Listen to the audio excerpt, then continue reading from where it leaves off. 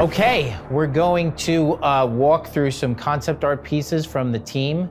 I'm really excited to do this. I love gushing about all the amazing art that the team makes. We spend a lot of time on this stuff, tons of iteration. As I said, when you're making assets for a Doom game, you've got big shoes to fill, because those designs from the original Doom game, the Pinky, the Cacodemon, those are some of the most iconic designs in all of pop culture. We spend a lot of time on this stuff, tons of iteration. Our team is incredible, and since today we're gonna focus on the concept art team, that's really a special group of artists. In that pit, they define the look of that game. They really all sit together in that pit every day, just churning out tons of inspiration, and then it goes over to Ryan Watkins, our incredible environment art team, Jason Martin, our character modeling art director, and they make it even more awesome.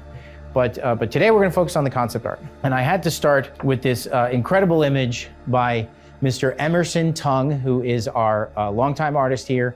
He is the art director on Doom: The Dark Ages.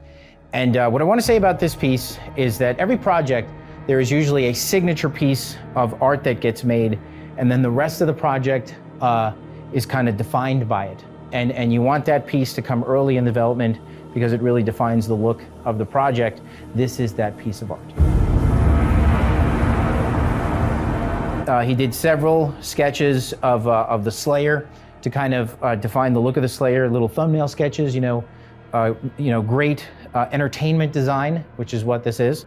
Entertainment design is kind of a mix between industrial design, cars, automotive products, and illustration, And so you want to iterate a lot, do little thumbnails, work out your design, work out everything, and then at some point you're working your way up to the beauty shot where it all comes together, and you're creating that, that impression that's what the player will see from across the arena. There he is with his dragon. The name of the dragon is Sarat, if anybody cares. That's the name of his dragon, Sarat, and there he is. They're standing with him. We've got beautiful breakup in material, just a lot of variety and specularity, and it's really important that we call those things out with the concept art, because that is what will be handed to the modelers as they model and texture and sculpt this asset. So the concept art is where a lot of those things are really established, and then of course they're plussed as they get taken through the pipeline and into the game. But just an incredible piece by Emerson Tongue. He is really just a phenomenal artist. So this next piece of art is from William Bao. William is just an incredible artist. He's been with us right from the very start of this project. We're proud to have him as a part of the team. And this is the Agodon Hunter. I told him, man, people are gonna freak out when they see this design. I think the proportions of the character are just fantastic. When I say proportions, that means like the silhouette of the character, the distribution of the major shapes of the character. Like when you think about a Lamborghini, it's got a certain set of proportions, the mid-engine car, the weight of the car is in the back, right? When people talk about that, that's what they're talking about, proportions. So with this character, we've got a lot of the heavy mass is up top. He's got, it's kind of a large tapered shape, which, as I said, that's one of our core principles, is like, the distribution of masses from a dominant and subdominant mass, which generally makes for more appealing designs. You'll notice that the limbs are different lengths, like his forearms are longer than his upper arms, which again, just is all about asymmetry and just making him, look, blah, blah, blah, this thing looks awesome. That's really what matters, right? A lot of accelerated curves in this design, you see him everywhere. Just great sense of rhythm. And also, like, William is just his rendering is just incredible. Like, that's a big part of it. The last phase of design, once you've done all the work, you've worked out your proportions, you've got all your design elements in there, you've got something that, in the line art, it's a really good design. And then you just sit down, put on the headphones, and you start rendering it, and that's the work isn't over there. I think when you render it, you want to make sure there's not an uneven amount of values of texture. Like, he can't all be fur. It's got to be a little bit of fur. As I say, a gallon of one thing, a pint of the other, a teaspoon of the last. Like, the teaspoon on this design would probably be, like the metal. There's just like these little metal elements, and then the gold. The gold is like, the cherry on top. But really just an awesome design. Okay, this was from Colin Geller. Colin Geller was a student of mine, like, God knows, I don't even know how many years ago. And now he works here. Now he's our principal concept artist. He is just the funniest guy, super talented. I think Josh plays games with, don't you, Yeah, he's just the best. laugh till my sides hurt playing games with Colin. Yeah, this is the rail spike, or otherwise known as the impaler in the game. And really just a signature piece of design for the game. Like when I talk about, you know, the piece of concept art that Emerson made that was just like super important, you know, to the game and defining the look. This gun was also one of those guns, along with the Skull Crusher too. And I say that because it was like finding the visual style for the guns.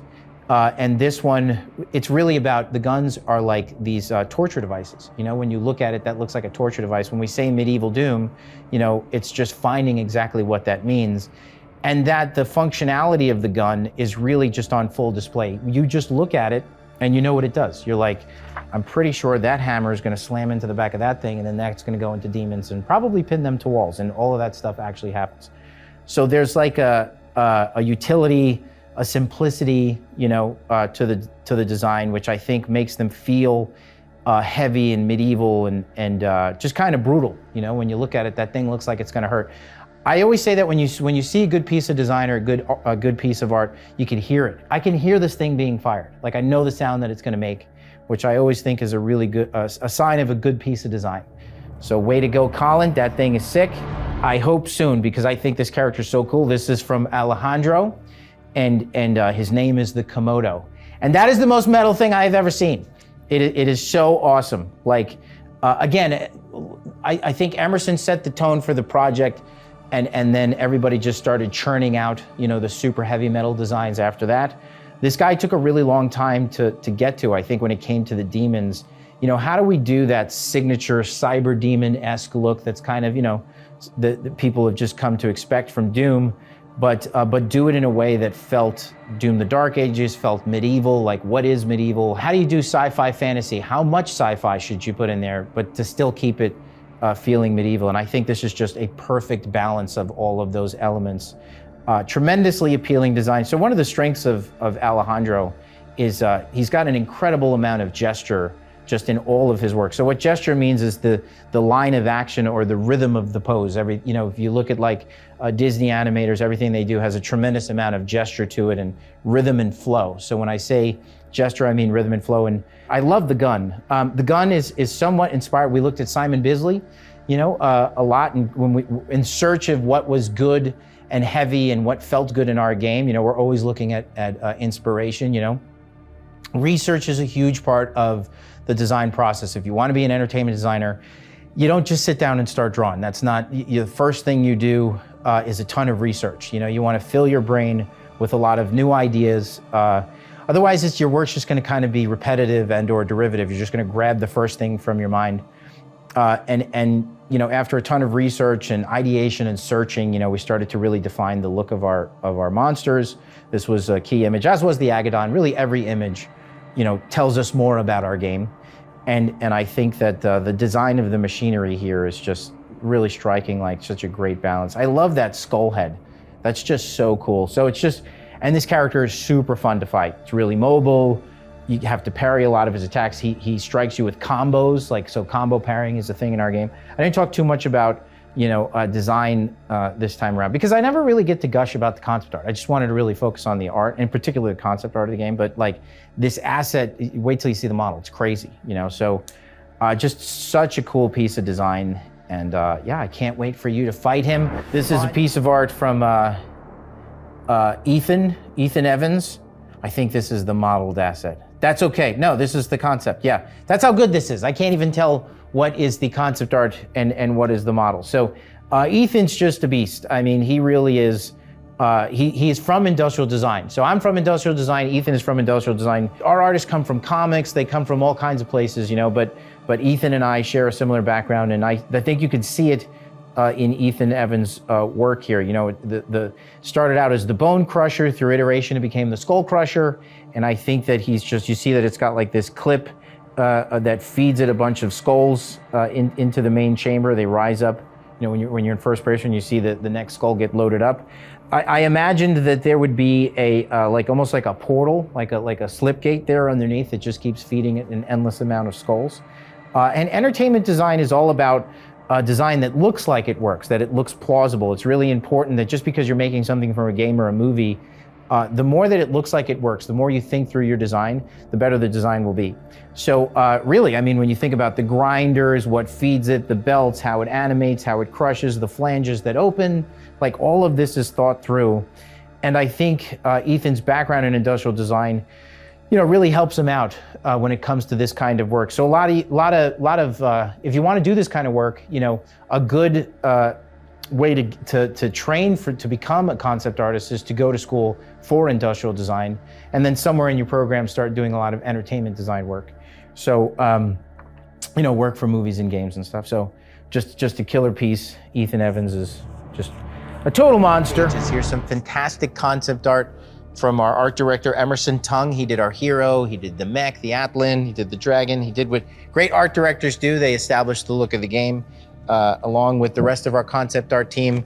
It's really just a pleasure to share this work with you guys. So I think we get the sense right away that he is a young prince by the horns. They're intentionally small, kind of like a baby deer, because he's not fully grown yet, and he's a young prince. This story is very much about his ascension in the ranks, in the demonic ranks. And another thing that we talked about last time was, tapered shapes and triangulated shapes are visually appealing. And you'll notice that a lot of the elements of his design, form like these tapered shapes because that's visually appealing. You notice that his silhouette is kind of one giant tapered shape. Appeal is our main objective when we design things. You want the audience to look at your car, your character, your monster, your hero, and say, I like it. So there's a couple of easy to follow principles that you can utilize to get there, and certainly tapered shapes is one of them. You look at a lot of the negative space. The negative space refers to the space around the character, and there's a lot of triangulated forms, which makes him really dynamic and interesting to look at. This is just a really, really great piece of character design. Love the way the face pops and the hands, all of it that creates that very strong focal point right on his face, which just reads so well. And it's an extremely cool character. I can't wait for you to meet them and fight them and grow to hate them in Doom: The Dark Ages.